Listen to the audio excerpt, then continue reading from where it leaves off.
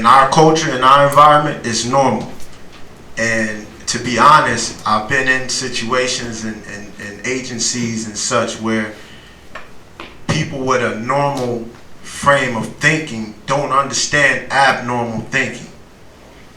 If you see something rationally, you can't understand how someone sees it irrationally.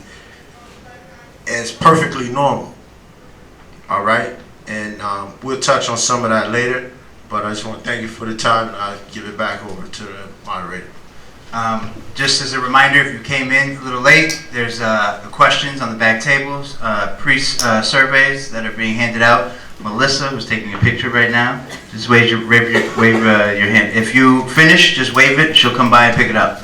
And also, either 4:30 or when we finish these questions, whichever comes first, this mic is here for audience questions. So if you have questions, write them down, okay? To the panel, I just wanted to dig a little deeper into that first question. In terms of what exactly is a gang, can the panelists comment on gang as organized crime versus neighborhood cliques, and specifically in Syracuse, distinguishing the two, if they are distinguishable? Well, when you talk about the neighborhoods here in the city of Syracuse, you have to date back to the 1970s when this thing was spawned and started off, dealing with two neighborhoods, which was labeled 110th Street and then the Corleones. So you had young people at that time going through a socialization process where they watched movies and brought that mentality and labeled certain neighborhoods that way. As time evolved in the city of Syracuse, unfortunately, we ran into the crack epidemic starting around 1987. With the influx of crack came the influx of weapons. You had neighborhoods that start to fragment and break off into other cliques. So people start naming their particular areas that they came from, large in part due to the crack trade and the weapons that were available. So as things evolved, you had this going on over a period of time. The young people that we're dealing with right now are birthed out of that psychology. They're from the crack era. We come from, or some of us come from, the BC era, which is before crack.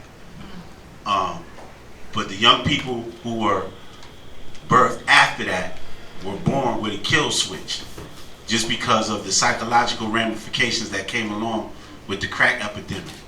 So you had a lot of different neighborhoods, and then you seen the killings and the shootings and the violence start to escalate. Where on a national scale, when you talk about gangs, you're talking about a constitution, bylaws that's written, some type of organizational structure. I don't know if people are familiar with the RICO prosecutions here in the city of Syracuse, but one thing that they found out was that there is no head, that there is no organizational structure from the top where people are giving orders. People just break off into their own cliques. You vibe with who you vibe with. Versus on a national scale. I got a good friend who lives in Chicago. People on the East Coast, we call people in Chicago country. But he laughed at me and said, like, you dudes from Syracuse, y'all country, y'all still using the term gangs? Well, we don't have gangs out here. We have organizations, right? So that's the big difference when you talk about the psychology of compare and contrast from a national point of view of what a gang is to a scaled down version of a local or a neighborhood setting. My colleague, really covered the issue of local and how it happens here in Syracuse is how it happens in every major urban area or every major urban center, as far as local street crew activity.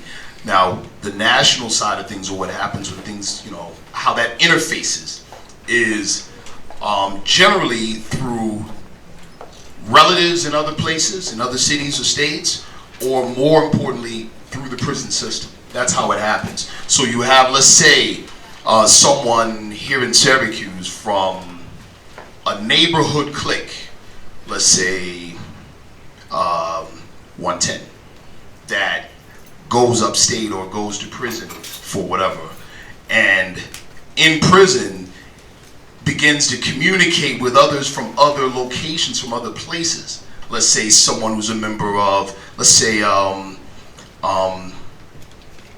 Party, known as OG Mac, who's a member of the East Coast Blood Gang of the UBN. And so what happens is that he now reaches out to this individual and they develop a camaraderie behind the wall. And in doing so, do what? Exchange information, exchange other ideas. They develop a business relationship. So what ends up happening is when that gentleman comes back to Syracuse to 110 now, what does he do? He puts the rest of his neighborhood onto his connections that he has on a statewide level or even a national level. And this is what happens. So now you have 110 Bloods. You see, it started as a neighborhood clique, and the neighborhood camaraderie makes them very strong. But now they have access outside of Syracuse, outside of the state of New York, you see. Now, how this becomes attractive to the suppression model or law enforcement is that now they look at that just how they look at it in Chicago. In Chicago, it's very significant. Those gentlemen are way ahead when it comes, because in 1986, that was the first time that federal terrorism laws or anti-terrorism laws were successfully used domestically against a street crew organization called Black P. Stones in Chicago, 1986. So, since at least 1986, street crew organization activity in Chicago has been called organized crime or domestic terrorism, you see. So now we have a situation like that from the view of law enforcement, where they go, wow, we have a branch of a national criminal organization in Syracuse. You see, that's how that happens now.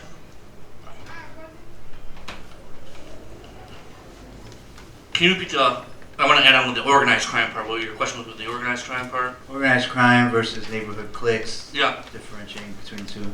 From what I don't want to touch on it much, but I know you and I have talked about it, so you know my past. But what I got involved in later on in life was more of a organized crime from actually immigrants from Italy who were book collecting and money collecting, and so that thing, it does exist out here in Syracuse. A lot of people don't think it exists out here in Syracuse. Travel from Utica all over. They don't think that aspect exists. A lot of people will say we have gangs, but we don't have organized crime. When the difference is, there's really no definition. I don't think for gang. You know, you can, like you said, 2 or 3 people. There's no definition. And the organized crime aspect, which I can touch on, is the exact same, almost mentality of a gang, though. That being loved, being accepted, and having protection no matter what, and always having, you know, they always have your back for money, always have your back for car, whatever you need. Just like a gang, always having your back. So that'd be the extinction. I just wanted to throw in on that real fast. Said distinguish between organized crime and the local Syracuse. Organized crime versus neighborhood cliques, if there is a distinction. What your thoughts on that? I mean, one thing is organized confusion. It's organized chaos. That's basically what the difference would be. Like you said, is you got an organization, you're talking structure, but an organization is also a micro of a nation. So you're talking of the semblance of nationhood, which is also a form for street politics instead of local or national community politics. So it's almost like it's just an inverted concept of a nation. And that comes about from marginalization of a population or a culture or a community, because they're going to create something to express their interests, whether it's on a scale of being something that's constructive or on a scale of something that's destructive. And and that's only defined by those that are outside, because someone outside can say that it's destructive, but people within the life of something can say, well, we did this to form and protect each other. All right, so it's all up, like everyone has said, to perception. You want to add something, Sharif? I wanted to touch again briefly on the RICO laws, and understand that how a RICO law is made. I mean, I'm not sure everybody, I'm not going to assume everybody understands how a RICO case is actually made or successfully made. A classic RICO case. Actually, real quick, in the pre-surveys, not many knew, so you can. Interesting. In a classic RICO case, what the United States has to prove is that there exists a criminal organization and that there's membership in that criminal organization. So things like selling drugs, robbing and stealing, extortion, murder, these things are not what make a RICO case. It's the proving that there's membership in what's called a criminal organization. That is a RICO case. Now, what my colleague just said here, my brother here said about what has been found is that in so-called criminal organizations as it relates to gangs, let me back up a little bit. The RICO laws were put into effect to take down the mafia. That's how they started. When that job was done. Now, what was the job? To eradicate the mafia? No. The job was to break up organization of the mafia. When you break up the organization, what do you have? We know what happens when you go in and you destabilize a country. Yeah, you have, but internal war. It's not called war at that point. When you have internal strife and everybody's shooting each other up and killing each other up within the borders of the country, it's not called war. You could call it that too. Gentleman said genocide, you could call it that. But the objective of RICO was to break up organizational structure. Just targeted at criminal organizations. So when that was done, they said, well, how else can we direct this? We're going to direct this now at what? Drug kingpins. When that was kind of done, where are we going to direct this at? Street crew organizations.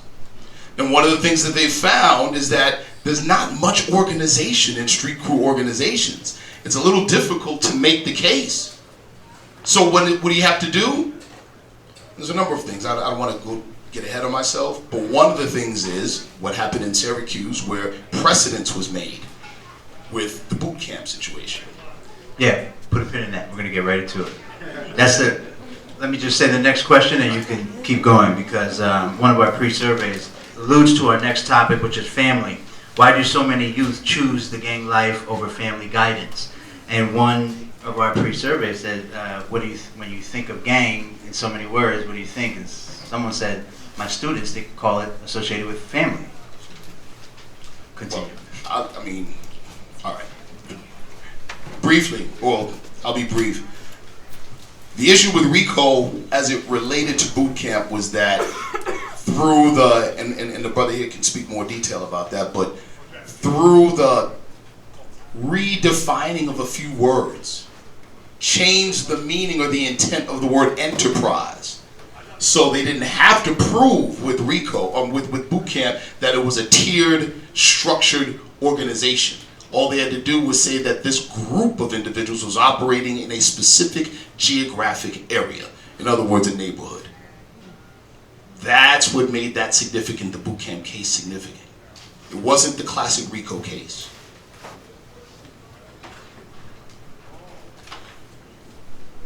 So, talking about why youth might choose gang over family, and thinking about that aspect of love that we said, when you don't feel that love in a setting when your family's trying just to survive, to put food on the table, to get through the day, and you're tired, you don't have the extra time to show that love. And when you feel out of control and you pick up a gun and you think that that's going to give you some power over your situation, or you feel in control when you're behind that trigger or engaging in this activity, I think that shows us a lot of where these weak links are in that needing to feel love. So